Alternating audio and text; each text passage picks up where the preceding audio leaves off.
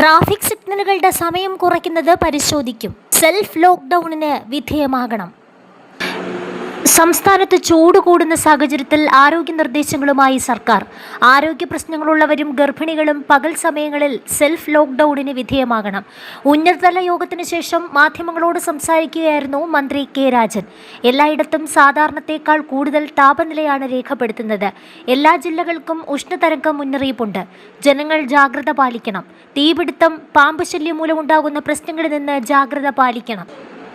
പകൽ സമയത്ത് ജനങ്ങൾ അനാവശ്യ യാത്രകൾ ഒഴിവാക്കണമെന്നും മന്ത്രി കെ രാജൻ അഭ്യർത്ഥിച്ചു. ആരോഗ്യ പ്രശ്നമുള്ളവരും ഗർഭിണികളും പകൽ സമയത്ത് സേഫ് ലോക്ക്ഡൌണിന് വിധേയമാകണം. 108 ആംബുലൻസുകൾ പൂർണ്ണമായി സജ്ജമാണ്. ആന്റിവനമുള്ള ആശുപത്രികളിലേക്ക് പാമ്പുകടിയേറ്റാൽ ആളുകളെ എത്തിക്കാൻ ആംബുലൻസുകൾ സജ്ജമാണ്. മുഖ്യമന്ത്രിയുടെ നേതൃത്വത്തിൽ യോഗം ചേർന്ന് വകുപ്പുകൾക്ക് ചുമതല നൽകിയിട്ടുണ്ട്.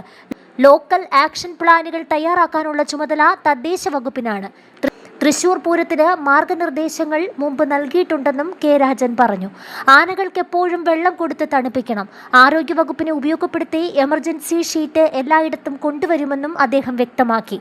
സംസ്ഥാനത്ത് കടുത്ത ചൂട് അനുഭവപ്പെടുന്ന സാഹചര്യത്തിൽ അതീവ ജാഗ്രത വേണമെന്ന് മുഖ്യമന്ത്രി പിണറായി വിജയൻ നേരത്തെ അറിയിച്ചിരുന്നു.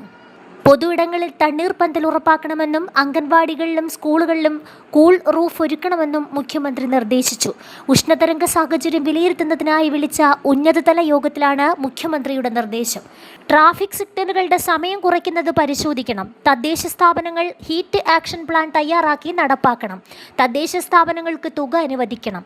കുടിവെള്ളത്തിന് ബുദ്ധിമുട്ടുള്ള സ്ഥലങ്ങളിൽ വാട്ടർ അതോറിറ്റി അടിയന്തരമായി ഇടപെടണമെന്നും പൊതുയിടങ്ങളിൽ വെള്ളം, ORS എന്നിവ ഉറപ്പാക്കുമെന്നും സംസ്ഥാന ഗവൺമെന്റ് വ്യക്തമാക്കി.